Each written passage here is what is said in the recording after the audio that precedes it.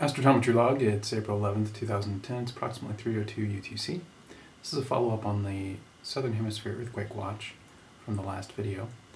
And there was just a couple of earthquakes in Vanuatu. And there's a 6.0 and a 5.3 in sort of proximity to one another in this area that I was watching. And I wanted to sort of align this with what I believe to be the disturbance that's associated with this particular event. And so you can see here back on the 4th, it's the same day that this earthquake manifested, there was a disturbance that was forming here in the southern hemisphere in the solar corona that foreshadows this quake in Vanuatu. And this is the beginning of this southern hemisphere activity. And I'm suspecting that when we see the next couple of days go by, these changes that you see here in the solar corona indicate that these events will be sort of picking up. There's going to be sort of flurry of events before the one that's associated with this more pronounced hole right here, which will probably be could be considerably to the I guess that would be to the west. And I'm definitely not ruling out Chile as being the region associated with this larger event. Spatially on the sun, these regions are spaced out quite a bit, and I see a sort of compression in the east-west space happening inside the composite form. And so I'm visualizing this as a sort of compression that happens where you have more or less the whole Earth disk represented in one face of the sun. And so there's this overlap that exists in the space that appears on the surface of the sun that manifests with the disturbances through time as the space is carried across in a sort of conservative, repetitive and mirrored form. And I know that's a very abstract way to look at this. Or to describe it, should I say.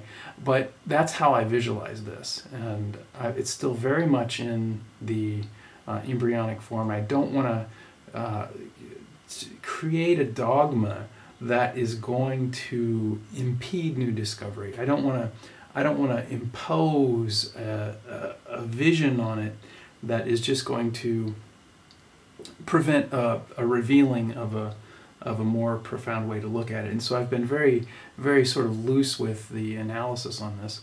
There does seem to be a very strong correlation between the north and the south hemispheres, and that correlation is consistent throughout the forecasts. The forecasts that I've put together have all pretty much nailed the hemisphere. The only ones that haven't were the ones that were based on the monitor that was not the right contrast ratio, and the other one that was canceled. I think those are the only two that I didn't get the hemisphere correct on. And so this this mapping, there we have then the east-west component and the latitude differential, based on the movement of the apparent rotation of the sun and the apparent rotation of the Earth. And that's what remains to be worked out on this. When the SDO images come online, they're going to be spaced a lot closer together. If you notice in this image, it jumps where you see this whole change. Suddenly it jumps in time. If you watch the time and you watch the whole, it jumps in time when it suddenly changes. It jumps from 07 at 23:36 to 08 at 624. And so there's a chunk of space that's missing in between these frames that shouldn't be there in the SDO image. And I'm not sure exactly why they're missing from the SOHO feed, but that was during the formation of this particular coronal hole.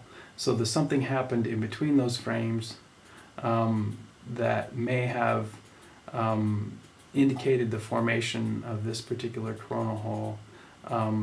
But in any case, that forward time space from the 7th, it usually takes about 6 days for the hypersymmetric influence to be, or the hypersymmetric occurrence, should I say? I shouldn't say influence. The hypersymmetric occurrence to happen. So that would be 7th, 8th, 9th, 10th, 11th, 12th.